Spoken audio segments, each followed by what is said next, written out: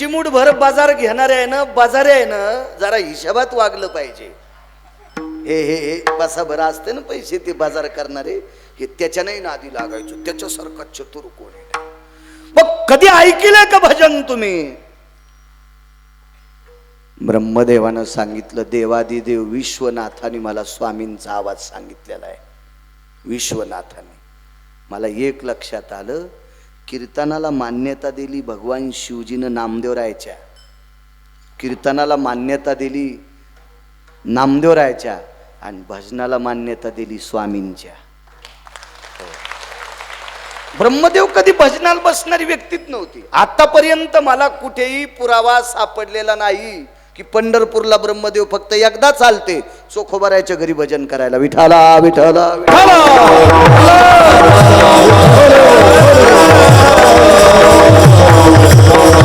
मला शिवजिंकन माहीत झालंय असा आवाज. वा, देवानं सांगितलं मी आता काकडा करणार.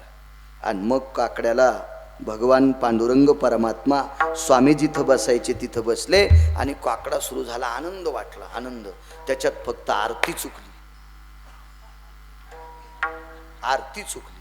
मला असं वाटतंय की जिवंत माणसांनी स्वतःची आरती म्हणून घेतली नाही पाहिजे. हा तो पुरावा असेल, तो पुरावा असेल, तो पुरावा असेल. आपल्याकडे जिवंत माणसाच्या गळ्यामध्ये हार घातलेली फोटो लावत नसतात, पोरांच्या वाढदिवसाचे हार घातलेले फोटो लावत नसतात. पूज्यता डोळा न देखावी, स्वकीर्ती कानी न ऐकावी, महत्व हरवी, चातुर्य लपवी, पिशेपण मिरवी, आवडवणी. मला असं वाटतं हे तेच लक्षण असावं. आणि देवही स्वामी झाल्याच्या नंतर देवाने विचार केला असेल, आता आपली आरती म्हणत नको. महाराज मोठ्यांच्या नादी लागत नव्हती माणसं, कारण ती खरंच मोठी होती, ती खरंच मोठी होती.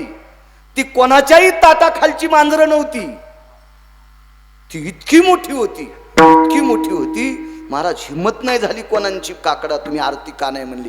त्याच्यावर 5-10 दिवसाला, 10-15 दिवसाला सिद्ध झालं की मी नव्हतोच, याच्याकरता मी देवाची आरती म्हणली नाही किंवा म्हणली असं काही तुम्ही कोणी म्हणू नका. मग हे कोणी केलंय तर सगळं विटेवरच्या मालकाने केलं. इथंच सिद्धांत आपल्या अभंगाचा पूर्तता होतोय की ज्या व्यक्ती स्वामी हजर नसताना स्वामीच्या रूपात सगळ्या भक्तांचं मनोरथ पूर्ण करावं, एवढा आदेश जगाचा बाप स्वामींचा पाळतोय. त्यावरती स्वामी किती भक्त आहेत हे पहिल्या कडव्यात नमूद. भाविकाची आवडी